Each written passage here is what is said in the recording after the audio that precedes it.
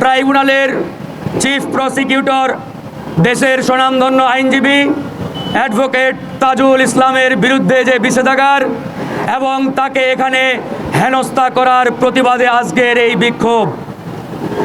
এই বিক্ষোভে যারা বক্তব্য রেখেছেন সকলকেই ধন্যবাদ।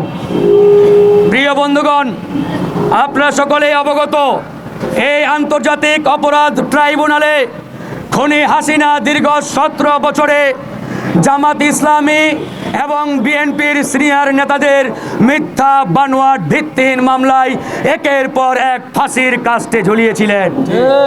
যখন বাংলাদেশ জামাত ইসলামী এবং বিএনপির সিনিয়র নেতাদের এই আন্তর্জাতিক অপরাধ ট্রাইব্যুনালে মিথ্যা মামলায় ফাঁসির কাস্টে তাদেরকে ঝুলানো হচ্ছিল, ঠিক তখনই এই আন্তর্জাতিক অপরাধ ট্রাইব্যুনালে সাহসের সাথে আইনি লড়াই চালিয়ে গিয়েছিলেন অ্যাডভোকেট তাজুল ইসলাম।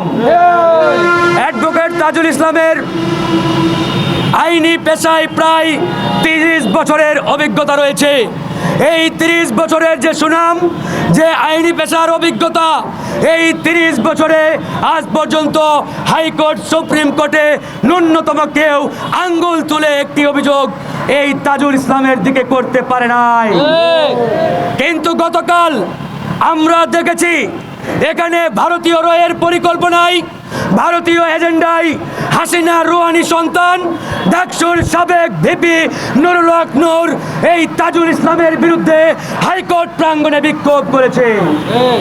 শুধু সেখানেই সীমাবদ্ধ নয়, এই নুরুল হক নূর এটাও বলেছে তাজুল ইসলামের 2 গালে জুতা মারো তালে তালে। তার কত বড় স্পর্ধা, কত বড় দুঃসাহস, একটা বার চিন্তা করে দেখেন। এই হাইকোর্ট প্রাঙ্গণে আজ পর্যন্ত আইনজীবী ছাড়া কোন রাজনৈতিক দলের নেতাকর্মীদের বিক্ষোভ কিংবা মিছিল করার কোন নজির আমরা পাই নাই।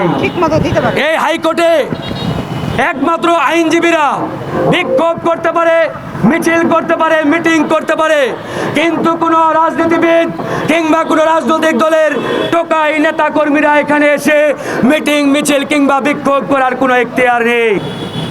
কিন্তু গতকালকে এই হাসিনা রুহানি সন্তান, যিনি 2019 সালে শেখ হাসিনার মুখে, শেখ হাসিনার প্রতিচ্ছবিতে তার মায়ের প্রতিচ্ছবি দেখেছিলেন, যিনি বলেছিলেন আমার মা মারা গেছে, কিন্তু প্রধানমন্ত্রী শেখ হাসিনার মুখে আমি আমার মায়ের প্রতিচ্ছবি দেখতে পাই।